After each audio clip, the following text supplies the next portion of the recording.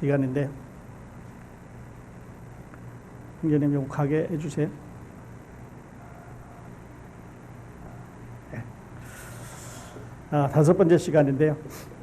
오늘은 그 갓 태어난 교회, 이제 교회가 바로 태어났습니다. 그런데 우리도 이제 어린아이가 이렇게 태어나면 그 움직이고 뭐 젖을 빨고 여러 가지 이제 액션과 모션을 취하게 되는데, 오늘 그런 과정을 통해서 이 새로 갓 태어난 교회가 어떻게 이제 활동하기 시작하는가 하는 것을 보도록 하겠습니다. 오늘 우리 세대는 아주 축복받은 그런 세대라고 볼 수가 있습니다. 우리 100세를 사는 것을 보통 이제 생각을 하게 되고, 예전에 이제 장례식에 다녀왔습니다만은 80살이 조금 안 돼서 돌아가시니까 일찍 돌아가셨다 그렇게 말하는데, 옛날 같으면 그래도 아주 오래 잘 사셨다고 호상이라고 그러던데, 이제 그렇게 오래 사는 시대가 됐습니다. 또 의학이 발달하고 의술이 발달하고 음식이 또 발달해서 좋은 음식, 어디가 어떤 음식을 먹으면 어디 몸에 좋고 여러 가지로 이렇게 음식에 대해서 우리가 많은 지식을 갖고 있습니다. 통신 기술이 발달해서 여러분은 손안에 뭐든지 원하는 것을 다 아주 순식간에 빼볼 수가 있습니다. 뭐 한국에서 일어나는 일뿐만 아니라 뭐 미국에서 일어나는 일, 전 세계 어느 지역에서 일어나는 일, 또 아름다운 관광지, 어떤 사람이 무슨 일을 했는지, 어디 특색이 있는지 우리 손안에서 다 볼 수 있는 그런 세대입니다. 교통수단이 발달해서 과거에는 상상도 할 수 없었던 우리가 비행기를 타고 어디를 돌아다닌다든지 자동차를 타고 이렇게 여행을 다니고 이런 시대가 되었습니다. 그런데 이렇게 좋은 축복받는 시대 안에 있는 교회는 그럼 어떠냐 하는 거죠. 제가 지금 말씀드리려고 하는 2000년 전에 예루살렘에 있었던 이 교회하고 오늘 우리가 살고 있는 우리 시대의 교회하고 사회 환경을 이렇게 비교를 해보면 그때하고 지금하고는 전혀 우리가 비교 근처에도 갈 수 없을 정도로 많은 게 변해도 너무 많이 변했습니다. 오늘 우리 시대는 축복받는 그런 시대인데요. 자, 갓 태어난 교회, 세상에 태어난 교회 1호입니다. 여러분, 우리 데스프레인에 가면 그 맥다놀 처음으로 만든 그 맥다놀이 있다 그러죠. 제가 최초로 만든. 그래서 아주 조그맣게 오막살이 입고 있고 뭐 아치도 있고 이런 그 부수지 않고 지금도 구경하게 이렇게 집을 보존해 놨는데, 여기 지금 우리가 말씀드리려고 하는 교회가 제1호 교회입니다. 오순절날 탄생을 했지요. 이날 그 오전에는 사람들이 120명이 모였습니다.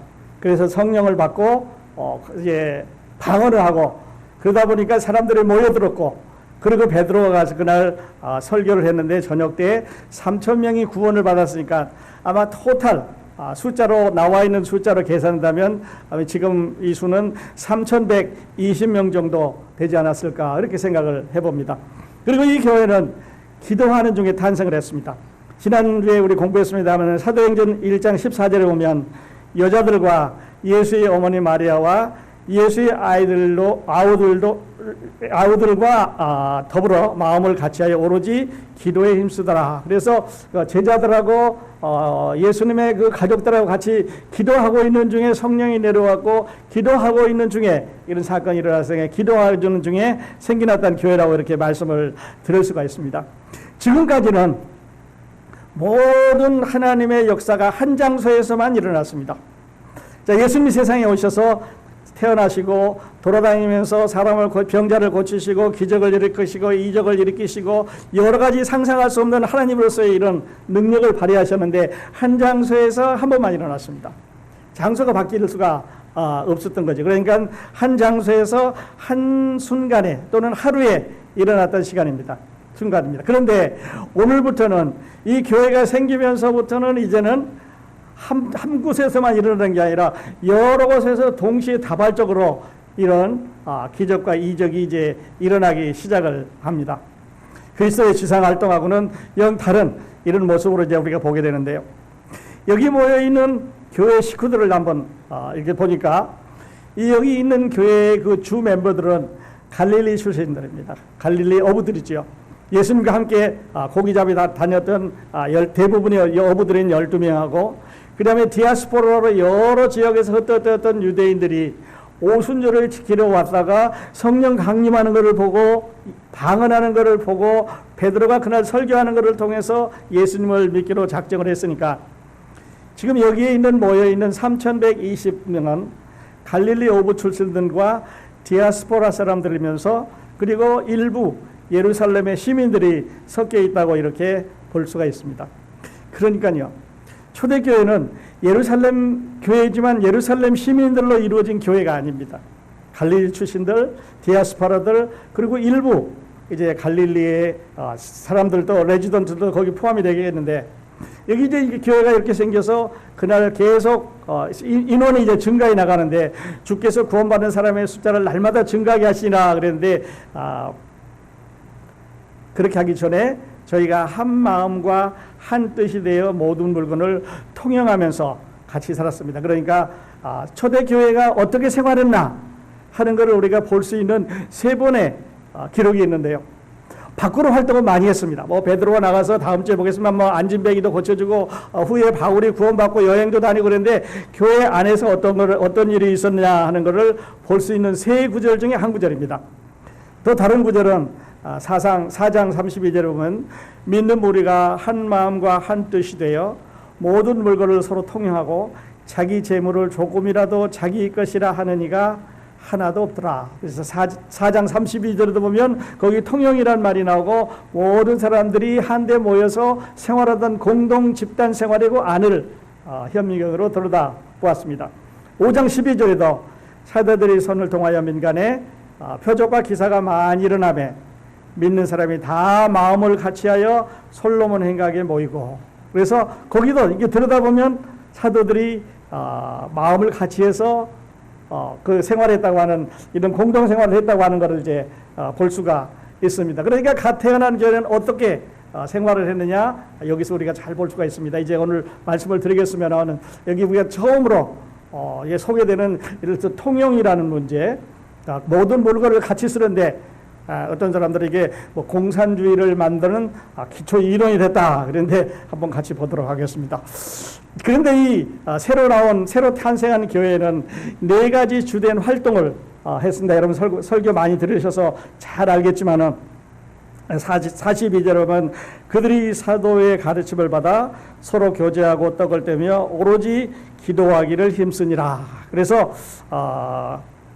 사도의 가르침, 그 다음에 교제, 떡을 떼는 것, 기도, 이렇게 네 가지를 하는데 우리 성경에 보면 그들이 사도의 가르침을 받아 서로 교제하고 떡을 떼며 오로지 기도하기를 힘쓰니라. 이렇게 해서 오로지가 아니라 기도 앞에 붙어 있으니까 어떻게 생각하면 요 세 개 말고 기도하는 것만 아주 전심을 했다. 이렇게 그런 것처럼 들려갈 수가 있는데 사실은 그렇지 않고 다른 번역에 보면 이렇게 되어 있습니다.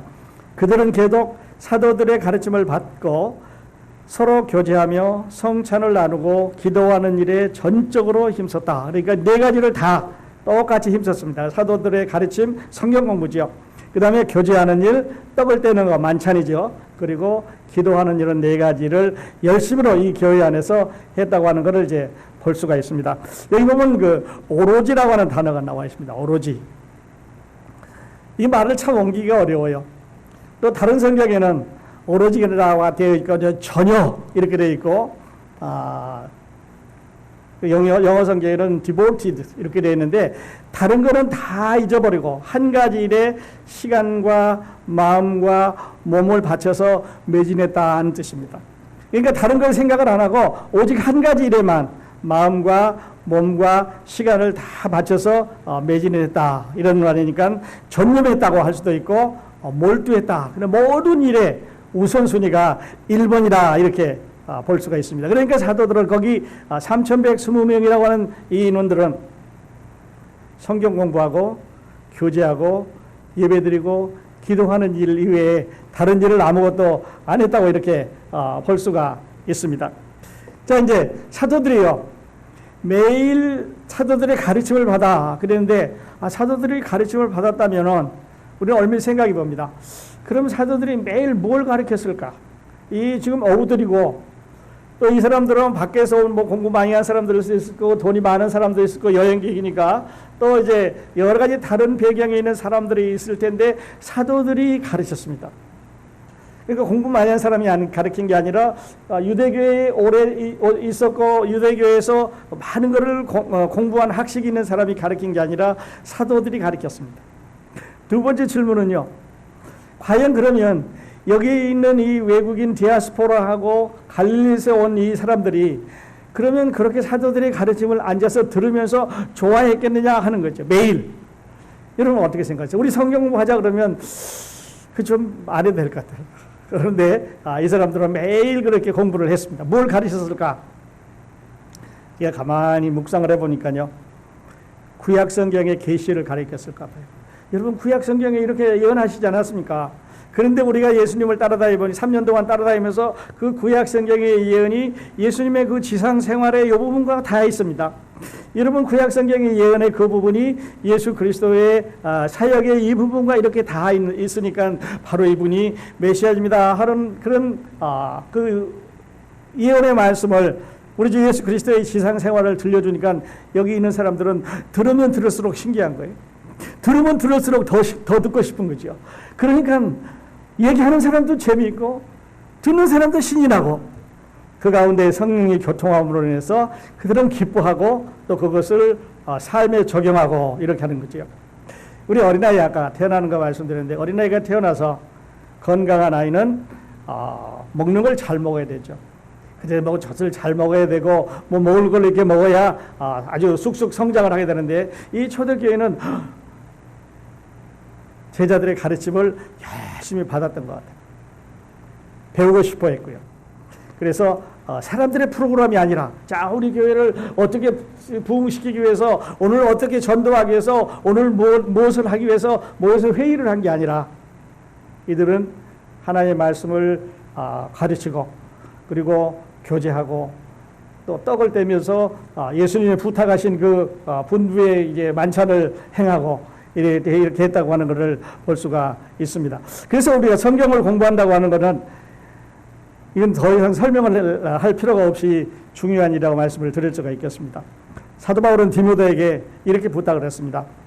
하나님 앞과 살아있는 자와 죽은 자를 심판하실 그리스도 예수 앞에서 그가 나타나실 것과 그의 나라를 두고 엄히 명하노니 너는 말씀을 전파라. 때를 얻든지 못 얻든지 항상 힘쓰라. 범사의 오래 참음과 가르침으로 경책하며 경계하며 권하라. 디모데에서 이렇게 말했는데 말씀을 가르치라고 그랬어요. 때를 얻든지 못 얻든지 성도들에게 하나님의 말씀을 가르치라고 그렇게 말을 했습니다. 더 이상 우리가 강조를 안 해도 이렇게 될 수 있는 그런 말씀인 것 같아요. 그 다음에 나오는 말은요. 떡을 떼며 그랬습니다. 오늘 아침에 우리가 떡을 떼고 우리 주님을 기억하는 이런 만찬을 했습니다만은 저희는 한 달에 한 번씩 이렇게 하고 있는데 그 당시에 사도들은 매일 그랬습니다. 매일 모여서 떡을 떼면서 예수님이 이거 부탁하셨다. 돌아가시 전날 밤에 우리들한테 주시면서 이걸 해가서 나를 기념하라고 하시지 않았느냐 그러면서 떡을 떼고 나눴습니다.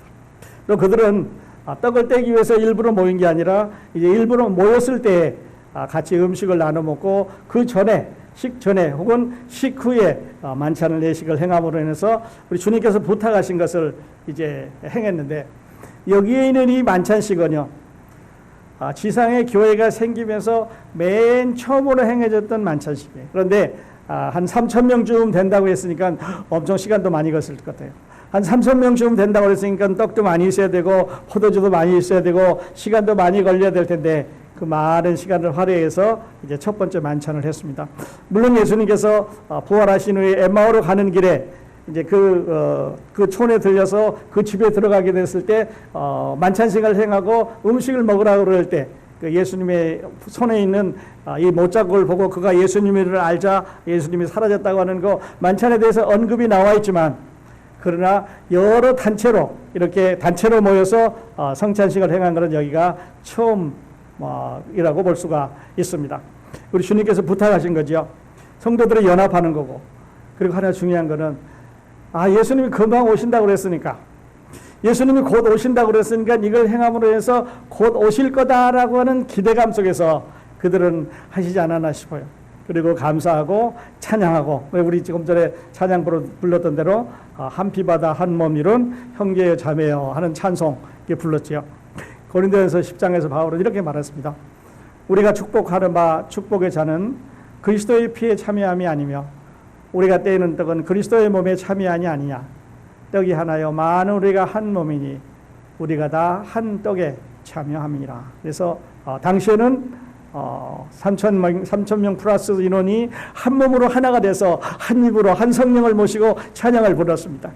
오늘 크로스포인트에 여러분도 오늘 아침에 한 떡과 한 잔에 참여하시면서 또 한 입으로 한 마음으로 우리 예수 그리스도께서 우리의 주님의 것을 고백하고 또 우리가 주님을 기다린다고 하는 이런 고백을 이제 드렸는데요.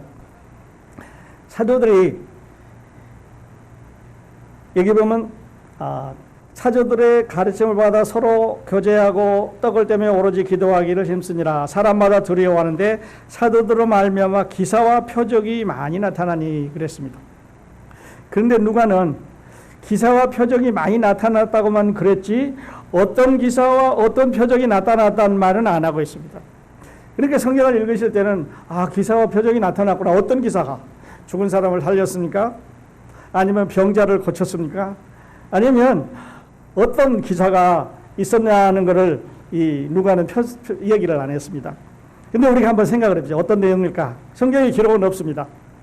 그런데 표적과 기사를 했다고 하는 그 내용은 말씀하시지 않고 표적과 기사가 있었다고 하는 그 자체는 뭐를 말하냐면요.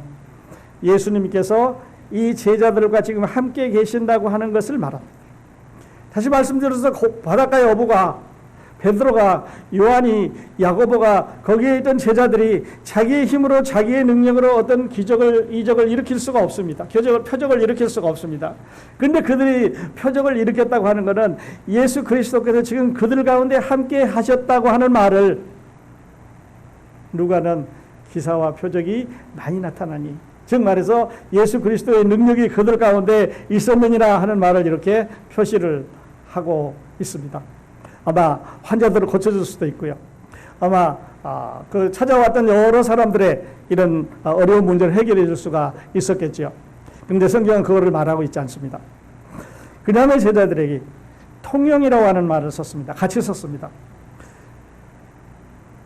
이 디아스포라 사람들, 또 가난한 여행객들, 원주민들, 갈릴리에서 온 어부들 한번 생각을 해보십시오. 외국에서 온 사람들이 여기 모였습니다. 짐을 많이 갖고 온 사람도 있고 짐을 조금 갖고 온 사람도 있고 또 여행객 중에서는 가난하기 때문에 일을 해서 돈을 벌어서 여비를 해갖고 돌아가야 되는 사람도 있고 또 원주민들 가운데 부자도 있고 가난한 사람도 있고 그런데 이 사람들이 같이 모여 있다 보니까 이제 예수님이 곧 오시면 그 다음 장에 말씀드리겠습니다만 예수님이 곧 오신다 그랬는데 이제 곧 오시면 내가 가지고 있는 이거 필요가 없으니까 이거 나누어서 같이 쓰자. 그래서 자기가 갖고 있는 거를 나눠 썼습니다. 그래서 여러 사람들이 거기 있는 사람들이 다 같이 서로 나누어 쓸 수 있도록 디아스포라 외국에서 온 그리스도인들 또 가난한 여행객들 또 원주민에 같이 살고 있는 사람들이 다 물건을 나눠 썼는데요. 예루살렘에 살고 있는 사람들은 이렇게 생각했을지도 몰라요. 이건 제 생각이에요. 예수님께서 예루살렘아 예루살렘아 하시면서 예루살렘을 저주하시고 돌 하나도 돌 위에 남지 않고 다 파괴하시겠다고 말씀을 하셨습니다. 그리고 내가 곧 오겠다고 말씀하셨습니다. 그러니까 그때 당시 분위기로 봐서 성령이 충만하니 제자들은 예수님이 금방 오신다. 예루살렘이 곧 망가지고 부셔지는데 내가 가지고 있는 재산을 내가 가지고 있는 돈을 내가 가지고 있는 이것을 뭐 했으랴. 그래서 디아스포라 가난한 사람들에게 나눠줄 수 있습니다. 뿐만 아니라 디아스포라 가난한 사람들에게 나눠줬을 뿐만 아니라 가난한 사람들은 자기의 노동력을 필요한 사람들에게 제공해서 하나가 한 덩어리가 될 수가 있습니다. 이 사람들은 자진해서 했습니다. 그리고 이거는 통역이란 말은 일시적으로 행해졌었는데요. 이것은 사회주의나 공산주의의 개념은 아닙니다. 사회주의나 공산주의는 그냥 정부에서 뺏는 거지 않나요? 이 어떤 시스템을 만들어 이거를 뺏는 건데 여기에 있는 이 제자들은 자진해서 바란티어하게 자기 거를 내놓고 서로 나누자고 그랬습니다. 뿐만 아니라 이 통영은 이제 여기서부터 시작해서 5장까지 가서는 통용했단 말이 나옵니다. 그런데 5장 이후에는 통용했단 말이 없습니다. 뿐만 아니라 다른 교회, 이제 다른 교회에 서신을 보내면서 사도 바울은 통용이라는 말을 쓰질 않습니다. 다시 말씀드려서 만일에 이것이 행해져야 된다고 하면은 사도 바울은 고린도라든지 로마라든지 에베소라든지 갈라디아라든지 이런 서신을 보내면서 예루살렘 교회에서 한 것처럼 너희도 통용해라. 다 같이 하나로 뭉쳐서 집단이 돼가지고 있는 사람 거 다 내놓고 없는 사람은 노동력을 이제 보강을 해서 같이 생활하라 그랬는데 그렇게 한 적이 없습니다. 다른 교회는 통용의 기록이 없습니다. 뿐만 아니라 이건 계급이 아닙니다. 무산 계비가 아니고 자진해서 사랑으로 하나님 앞에 내놓고 서로 나누었던 그런 거죠. 그렇다면 왜 통용을 했을까 하는 거죠. 왜 통용을 했을까? 왜 나누었을까? 성경에 없습니다. 그래서 제일 우리가 쉽게 생각할 것은 서로 사랑하기 때문에. 외국에서 온 그 디아스포라 형제들이 보집을 메고 왔는데 돌아갈 돈이 없어. 그러면 예루살렘에 살고 있는 아니면 더 많은 다른 지역에서 온 형제가 더 나눠줄 수가 있겠고요. 또 가난한 사람들이 이제 자기 고향으로 돌아가야 되는데 예루살렘에서 남아서 일을 좀 해가지고 여비를 만들어서 가야 되는 사람들이 있다면 그 사람들도 좀 도와줬을 거고요. 또 가난한 사람, 믿지 않는 사람들이 오면은 그들에게도 도와주었을 건데 말씀드렸던 대로 가장 큰 동기는 제 생각에는 예수님께서 곧 오신다고 하는 그 강박감, 예수님께서 곧 오신다고 하는 그 기다림이 자기가 가지고 있는 내가 이거 예수님 오시면 뭐 하겠나? 우리 서로 사랑으로 나눠 쓰자는 동기를 부여하지 않았을까 하는 그런 생각을 해봅니다. 또 하나는 예루살렘의 멸망을 예수님께서 예언하셨기 때문에 이제 머지않아 멸망할 이 땅에 남아 있는 게 뭐 크게 소용이 없다 해서 도와줄 그럴 수도 이제 있게 되죠. 그러니까 통영은 계급으로 뺏은 게 아닙니다. 또 조직을 만들어 가지고 억지로 사람들의 재산을 착취한 게 아니라 자기가 가지고 있는 것을 발란티하게 사랑으로 내놓아서 같이 쓰는 초대교회만 있었던 또 예루살렘 교회만 있었던 그런 모습이죠. 예루살렘 교회 밖에는 또 그 5장 이후에는 이런 모습이 없는 것을 우리가 볼 수가 있습니다. 자, 그렇다고 해서 이 네 가지가 아주 열심히 행해졌는데 가르침을 받고 교제하고 떡을 떼고 아주 열심히 기도하고 오로지 이 네 가지만 했는데 그렇다면 여러분 생각할 때 예루살렘 교회는 아주 완전한 교회고 퍼펙트한 교회다. 이거는 교회의 모델이고 완전한 지상의 최고의 교회다. 이렇게 생각하실 수 있는데요. 저는 그렇게 동의를 하지 않습니다. 왜냐하면 여기에 모여있는 사람들이 다 죄인들이었고 불완전한 사람들이기 때문에 얼마 안 가서 5장에 가서 보면 문제가 생기기 시작을 합니다. 아나니아와 삽비라가 이제 자기 재산을 통용한다고 내놓고 숨겼지요. 죄가 거기 들어갔습니다. 완전한 교회가 아닙니다. 그러나 처음에 시작하는 이런 교회라고 볼 수가 있겠는데요. 완전한 교회다 이런 데 핀트를 맞추고 보면 뒤에 가면 이 예루살렘 교회는 많은 문제들이 노출시키고 있습니다. 완전이라고 그랬는데 하나님께서 완전하게 세우신 교회라고 그랬는데 문제점이 있으면 하나님은 완전한 분이 아니시기 때문에 이 교회는 완전한 교회가 아니라는 거죠. 이렇게 출발은 했습니다. 그리고 이제 여기로부터 시작해서 누가는 7번 하나님의 복음이 퍼져나가는 과정을 우리들에게 알려줍니다. 자, 지금 여기 예루살렘 성전 주변에 있었다. 그런데 얼마 안 가서 이 복음이 이제 퍼져나갑니다. 6장에 가서 보면요. 하나님의 말씀이 점점 왕성하여 예루살렘에 있는 제자의 수가 더 심히 많아지고 허다한 제사장의 무리도 이 도에 복종하니라. 그러니까 예루살렘이 터질 만큼 성도들이 많이 모여들었습니다. 이게 새로운 거라는 거죠. 무섭습니다. 여기 보면 사람마다 두려워하는데 하나님이 무슨 일을 금방 일으킬 것 같습니다. 외국에서 온 사람들이 이제 방어를 하기 시작을 했고 저 사람들이 모여들기는 모여드는데 뭔지 모르는 일에 아주 흥분을 하고 있고 열심히 하는 거니까 하나님이 무슨 일을 할 것 같아요. 그래서 사람들이 이제 하나님 앞으로 교회 앞으로 나왔는데 여기 보니까 예루살렘에 있는 제자의 수가 더 심히 많아지고 허다한 제사장의 무리도 이 도에 복종하리라. 그러니까 예루살렘이 팽팽하게 되었습니다. 예수님 말씀할 때 온 예루살렘과 유다와 사마리아와 땅끝까지 이르러 복음의 증거가 되라 그랬는데 예루살렘이 만원이 됐습니다. 풀이죠. 그 다음에 9장에 보면요. 그리하여 온 유대와 갈릴리와 사마리아 교회가 평안하여 든든히 서가고 주를 경외함과 성령의 위로로 진행하여 수가 더 많아지니라. 9장에 가서 보면 예루살렘에서 출발해서 유대와 갈릴리를 지나서 사마리아까지 복음이 퍼졌습니다. 그러니까 작은 물방울 하나 그 연못에 탁 던지면 처음에는 조그만 게 이루지만 시간이 지나면서 물방울이 이게 그림자가 커져가는 것처럼 이 예루살렘에 시작했던 복음이 점점 이렇게 퍼져나가는 거죠. 이게 누가는 7번 우리들에게 자 복음이 여기까지 왔다. 자 복음이 여기까지 왔다. 자 복음이 여기까지 왔다 하는 것을 우리에게 말해주겠는데 그 기록에 관한 책이 사도행전이라고 이렇게 말씀을 드릴 수가 있겠습니다. 흥미진진하죠. 그래서 그 복음이 이제 움직여서 오늘 여기까지 왔습니다. 여러분과 제가 받았던 이 복음이 바로 그 예루살렘에서 출발했던 바로 그 다락방에서 출발했던 바로 오순절날 출발했던 그 복음이 점점 퍼져서 땅끝까지 이르려고 하는 예수님의 그 약속과 그 성령의 능력으로 여러분과 저에게까지 온 거에 대해서 감사를 드리는 거죠. 오늘 저는 이 말씀을 이렇게 다음과 같은 적용을 통해서 마치려고 합니다. 우선은요. 초대교회가 오로지 힘썼던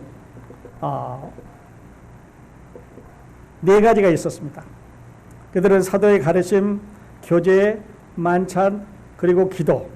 그러니까 예루살렘 교회가 초대교회가 행했던 이런 4가지 행사를 볼 수가 있는데 이 4가지 거는 그렇다고 해서 완전하게 퍼펙트한 교회다. 이걸 했기 때문에 이제는 더 이상 더 할 게 없는 완전한 교회다. 이렇게 말씀을 드릴 수는 없다는 거죠. 예루살렘 교회, 초대교회, 그러나 완전한 교회는 아니다. 이제 문제점이 우리가 공부하면서 나타나기 시작을 하게 되겠습니다. 그 다음에는요. 어떤 분은 이렇게 말합니다. 교회다운 교회를 하기 위해서 내가 기도를 합니다. 아니면 교회다운 교회를 찾아다니기 위해서 나는 이 교회도 방문해 봅니다. 그렇게 말합니다. 그런데 완전한 교회는 없는 거죠. 왜냐하면 우리 모두가 다 불완전하기 때문에 완전한 교회가 퍼펙트한 교회가 확실한 교회가 여기 있다고 하더라도 불완전한 내가 들어가면 그 교회는 이미 불완전한 교회가 돼버리니까 완전한 교회는 세상에 어디에도 없다고 선언할 수가 있습니다. 예루살렘 교회도 완전한 교회는 아니었습니다. 좋은 교회, 어떤 교회가 좋은 교회입니까? 제 생각에는 좋은 교회보다는 좋은 신자가 중요합니다. 나는 하나님 앞에 좋은 신자냐? 나는 하나님 앞에 옳은 사람이냐?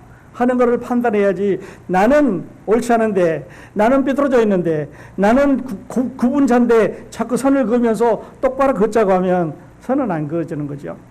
그래서 우리는 완전한 교회 찾지 말고요. 좋은 교회 찾지 말고요. 좋은 신자, 하나님 앞에 순종하는 우리들이 다 됐으면 좋겠습니다. 좋은 교회가 아니고 좋은 신자입니다. 자, 이제 우리 또 한 결론을 내기 전에 이런 생각을 해보십시오. 초대교회 성도들은, 예루살렘 교회 성도들은 오순절날 시작해서 120명이 시작해서 그날 저녁에 3,000명이 되고 그리고 계속 사람들이 모여서 이제 복음을 전하기 시작하는데 그들은 4가지 일에 열심히 했습니다. 성경 공부, 교제, 만찬, 그리고 기도입니다. 이 기도는요, 우리 호흡이라 그러죠. 그래서 여러분 혹시 이야기 들어봤는지 모르는데 어떤 운동선수들은 이 산소 탱크가 옆에 달려있다고 말합니다. 아무리 달려도 지치지 않는다 그래요. 그 사람들은 그 폐의 활량이 크니까 그냥 계속해서 달려서 우리는 숨차서 못 달리는데 그 사람들은 계속해서 달릴 수 있다는 거예요. 왜냐하면 폐의 활량이 커서 그렇다. 그렇게 말합니다. 그리고 그걸 하기 위해서 훈련을 합니다. 열심히 훈련을 해서 공기 호흡을 하면서 계속 그 폐 활량을 늘려가는데요. 우리 기도는 우리 신앙생활의 폐 활량하고 같습니다. 많이 들이키고 많이 내키고 그래야 건강한데, 자, 성경 공부, 더 이상 설명할 필요가 없겠습니다. 교제, 만찬, 기도. 초대교회 성도들 이렇게 네 가지를 함으로 해서 기적도 나타나고 사람들은 두려워하고 이렇게 했는데요. 그렇다면 나는, 여러분은 지금 뭐에, 그 네 가지 중에서 어떤 거에, 아니면 거기에 리스트는 없다고 하더라도 지금 어떤 거에 올인하고 프라이어리티 넘버 원으로 정해 있고 오로지 전혀 힘쓰고 있습니까? 네 가지 다 합니까? 아니면 넷 중에 하나 있습니까? 아니면 아직 못 고르셨습니까? 아마 누가는 우리들에게 이 글을 남겨주면서 예루살렘 교회가 이렇게 출발해서 이렇게 시작을 했다고 하는 것을 말도 해주겠지만, 그러나 맨 끝에 결론을 내주기를, 하나님을 찬미하며 또 온 백성의 칭송을 받으니 주께서 구원받는 사람을 날마다 더하게 하시니라 라고 하는 이 말씀을 우리에게 주시기 위해서 그런 것 같아요.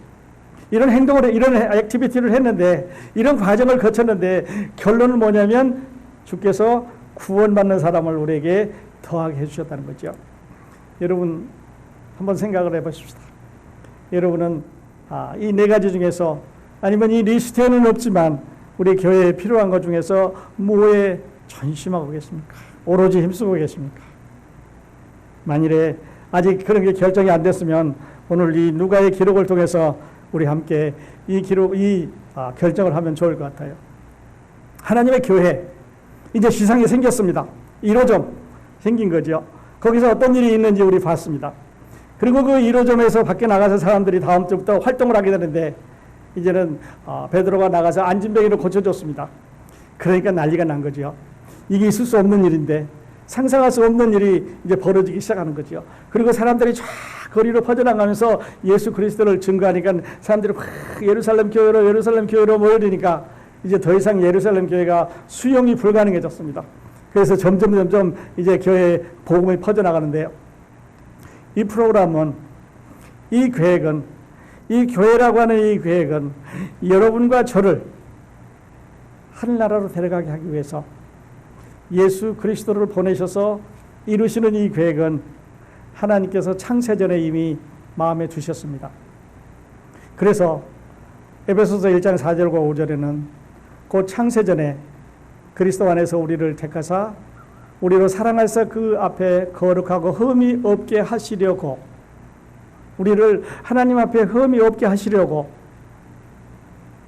그 기쁘신 뜻대로 우리를 예정하사 예수 그리스도로 말미암아 자기의 아들들이 되게 하셨으니, 하나님 앞에 우리를 온전하게 보이게 하기 위해서, 여러분이 지금 테이블보 속에는 잔도 있고 또 떡도 있고 그릇도 있고, 그렇지만 하얀 보로 덮음으로 해서 우리는 십자가만 보이는 것처럼 우리가 살아온 모습들이 하나님 앞 보기에 여러 가지 모양으로 조각도 되고 부끄럽고 나타나기 어렵지만, 그러나 예수 그리스도라는 하얀 거룩한 보자기로, 예수 그리스도라는 당신의 아들의 사랑으로 당신의 아들의 능력으로 우리를 다 덮어줬으니까, 여러분이 보실 때 흰 보자기 위에 십자가 그려진 것을 보는 것처럼 하나님 우리 보실 때 당신의 아들 예수 그리스도를 보시게 되면 하나님 우리 사랑하시는 거죠.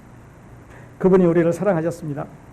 그분이 우리를 하늘나라로 가게 하시기 위해서 우리를 대신해서 십자가를 져 주셨습니다. 이제 우리 함께 기도하실 텐데요. 우리 기도할 때 아직 오로지 힘쓰는, 전혀 힘쓰는, 내가 아주 열심히 하는 이런 게 없으면 하나님 앞에 회개하고 오늘 아침에 그런 걸 하나 갖도록, 그런 걸 하나 정하고 나가는 이런 예배가 되기를 예수 그리스도의 이름으로 축원드립니다. 기도하겠습니다.